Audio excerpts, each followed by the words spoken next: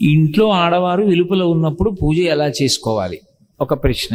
దీపారాధన ఎలా చేయాలి, అది కూడా అశౌచం ఏదైనా ఇంట్లో ఉంటే ఎలా, అది వారి ప్రశ్న. మంచిదే. ఆడవారు వెలుపల ఉన్నా పూజ చేసుకోవడానికి అభ్యంతరం అనేటటువంటి ప్రశ్న అసలు ఎక్కడా లేదు. ఎందుకు లేదు అంటే, పూజ అనేటటువంటిది ఎవరు చెయ్యాలి అంటే ఇంటి యజమాని చెయ్యాలి. ధర్మపత్ని సమేతస్య అనుంది కానీ ధర్మపతి సమేతస్య అని ఉండదు సంకల్పం. అంటే దాని అర్థం ఎవరు చెయ్యాలని? యజమాని చెయ్యాలి. యజమాని చేసి, నేను పూజ చేసిన కారణం చేత నా పత్ని బిడ్డలు అందరూ సుఖంగా ఉండాలని యజమాని కోరుకోవాలి. కాబట్టి ఇప్పుడు ఇల్లాలు వెలుపల ఉంటే ఇంట్లో పూజ చేయడానికి అభ్యంతరం ఎక్కడుంది? అభ్యంతరం ఏం లేదు. ఆవిడ వెలుపల ఉంటే ఆవిడ కాదు కదా పూజ చేసేది, మీరు చేసుకోవచ్చు.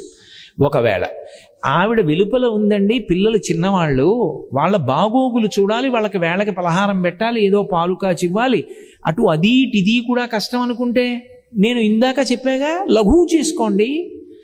ఈశ్వర ఈ 3 రోజులో 4 రోజులో లఘువుగా చేస్తాను పూజ. ఎందుకని అంటే కుటుంబ నిర్వహణ యందు సమయం కొంచెం ఎక్కువ కావలసి వచ్చింది, అందుకని తక్కువ పూజ చేస్తున్నాను, దీన్ని పూర్ణం చేసి నన్ను అనుగ్రహించు అనండి, ఏమీ దోషం రాదు.